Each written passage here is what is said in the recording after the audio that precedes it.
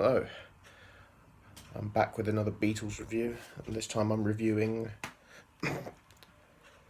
the White Album. It's actually a self-titled album, it's just called The Beatles, but it's always been known as the White Album. Well, you know why, it's just a plain white cover. And this is a double album. This is the only double studio album that the Beatles did. They had some double live albums, double compilations, but this was their only double studio album. And this is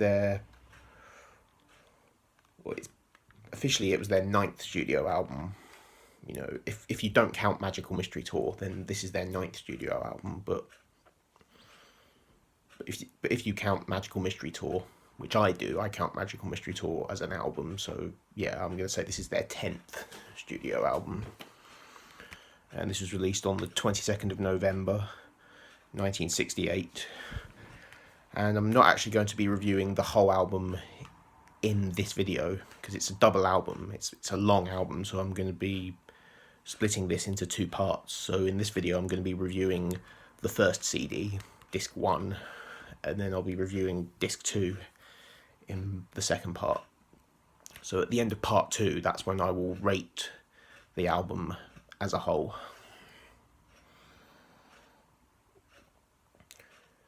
And yeah, this is a very controversial album. Some consider it as one of the greatest double albums of all time. Some see it as a bloated mess. I actually do think it's one of the greatest double albums of all time. And I would say this is my second favourite Beatles album. I just love the White Album. Even though there was a lot of tension going on, you know, between the band during the recording of this album. So this is when the Beatles breakup was. It all started with this album. This is when it was going towards the breakup. They started falling out with each other. And Ringo actually did leave the band for a couple of weeks. He returned soon after, but yeah, so some of the songs on this album don't actually have all 4 members of the Beatles playing. There's a few of them that do, but there's some where it's just 3 members or 2 members or even just 1. So some of it actually feels like some solo projects from all 4 members all put together on one album. It's still a great album though, but yeah, this is when the breakup was kind of beginning. Although they didn't break up till 2 years later, the breakup kind of began here.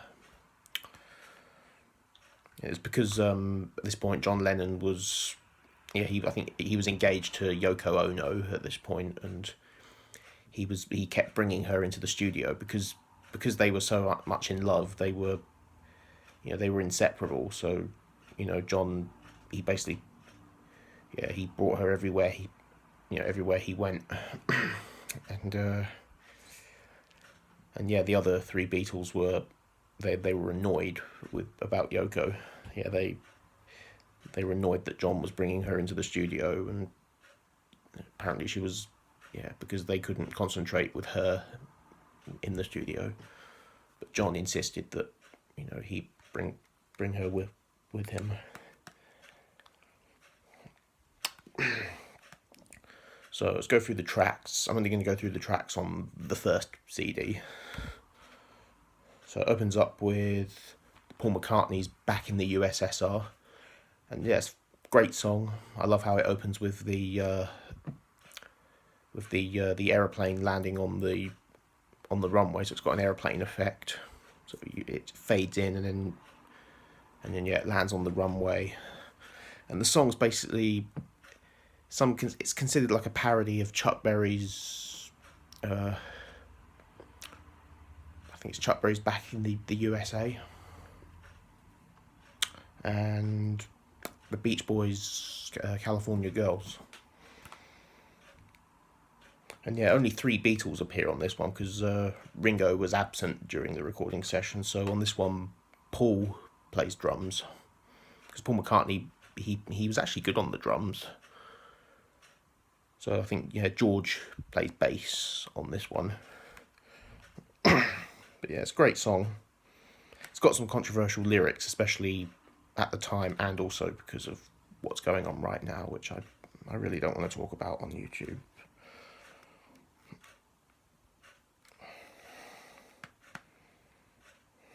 But yeah, great song. And then track 2 is the John Lennon track, Dear Prudence.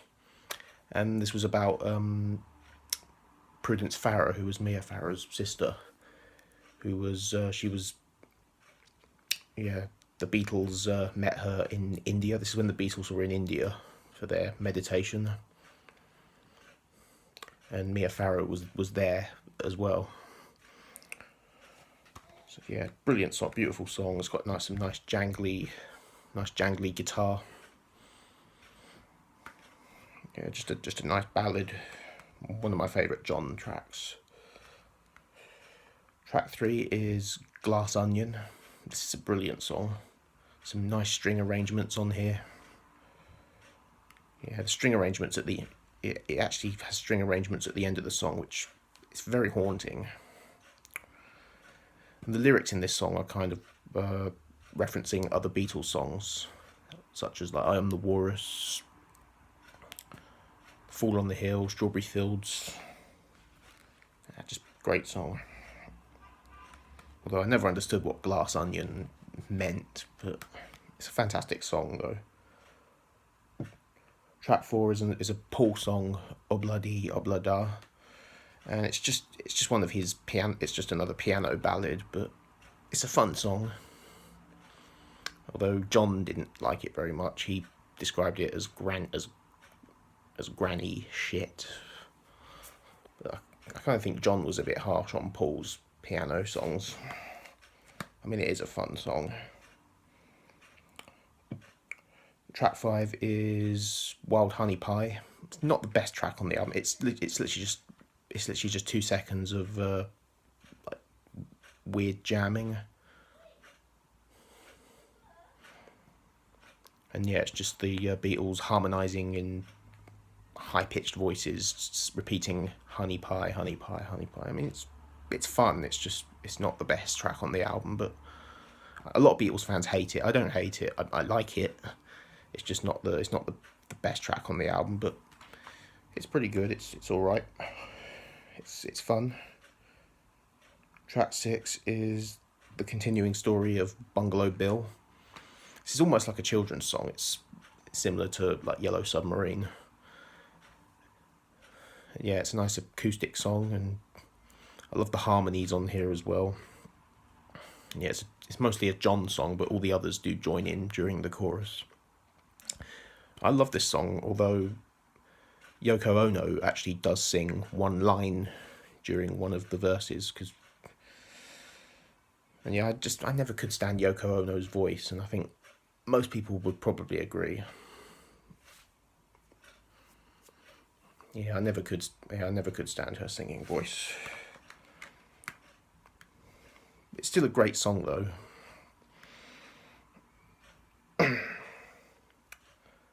And track 7 is the George Harrison masterpiece, While My Guitar Gently Weeps. Absolutely fantastic. And Eric Clapton plays lead guitar on here, which I didn't know until about 3 years ago. I always assumed that it was George playing the guitar.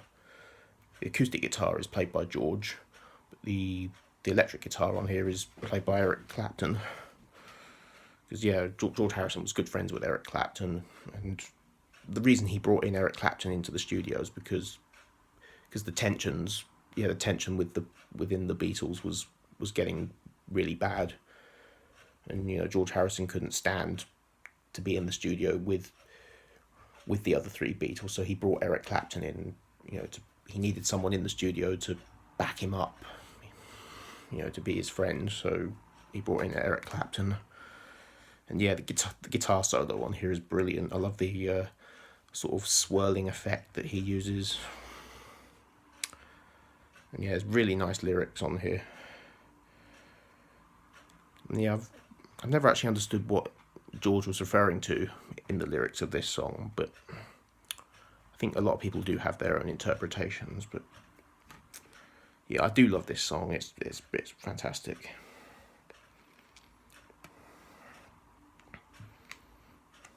And then track 8 is John's Happiness is a Warm Gun. And another absolutely brilliant song. It starts off as a slow song, and then it starts to get a lot heavier, and there's a few drug references in here, like "I need a fix," which means heroin. So yeah, it basically is a song. It basically is a drug-related song, but a lot of the Beatles songs around this time kind of were drug-related. And it's got a bit of doo-wop in it as well. There's a few doo-wop influences on here. But yeah, great song. And track 9 is another Paul McCartney piano song, Martha My Dear. And this is actually a really nice song. It's a song about his pet sheepdog who was called Martha. And yeah, it's a nice song. I actually like it better than Obladi Oblada. Track 10 is another John Lennon song, I'm So Tired. And yeah, this is a great song. It's very sort of, it's kind of sad. It's a song where when he was staying in India, he was like always having constant trouble sleeping. But yeah, it's got this beautiful song though. And track 11 is the Paul McCartney ballad Blackbird. And yeah, this is a beautiful song. It's got lovely acoustic guitar, nice lyrics, and it also does have bird noises on it. But the song's not actually about a blackbird. It's about the civil rights movement. So yeah, it's a great song. And track 12 is another George Harrison song, Piggies. It seems like it's a children's song, but with Piggies, he's actually using it as slang term for politicians. So it's a political song. He's referring to them as pigs. So yeah, it's not quite as innocent as you would think it is. I mean, when I first heard this song, I thought it was about just the animal pigs and not like. But yeah, it's not as innocent as I thought, but it's a fun song. I like it actually. It's not one of my favourites, but it's pretty enjoyable. Track 13 is another Paul McCartney song, Rocky Raccoon. I really love Rocky Raccoon. It's kind of got like a country feel to it. I love the it's got like the honky tonk piano. Yeah, it's very sort of like a country western feel to it, but I love it. It's really good. And you could argue that this is like another children's song. It's not actually about a raccoon. It's about it's presumably it's about a cowboy who's called Rocky Raccoon. But it's a great song. Track 14 is the Ringo song, Don't Pass Me By. This is a great song. It's not considered Ringo's best song, but I really do love it. I love the it's got like a country feel to it. The piano and the violin, the fiddles, and yeah, it's great lyrics as well.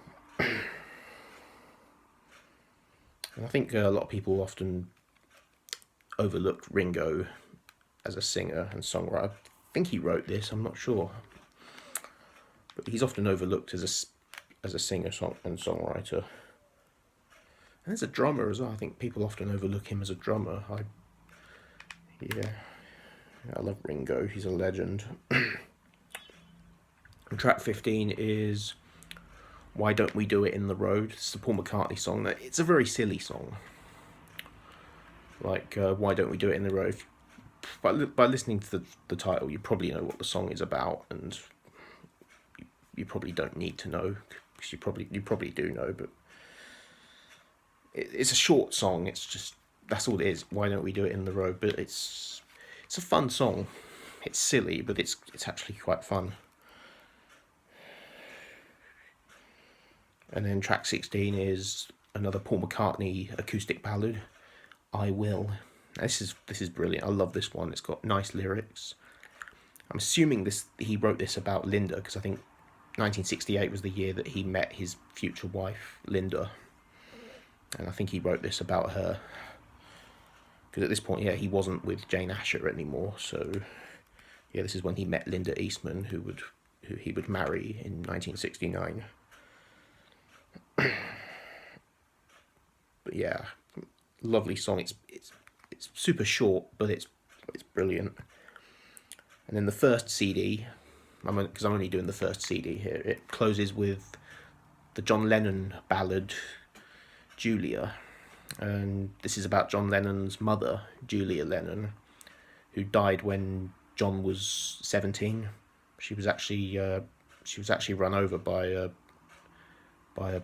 policeman who was on duty. Yeah, it's really sad. I saw the John Lennon, the biopic Nowhere Boy, which is a film about John Lennon's teenage life, and it's about the relationship with his aunt and his mother, and it actually does show his mother's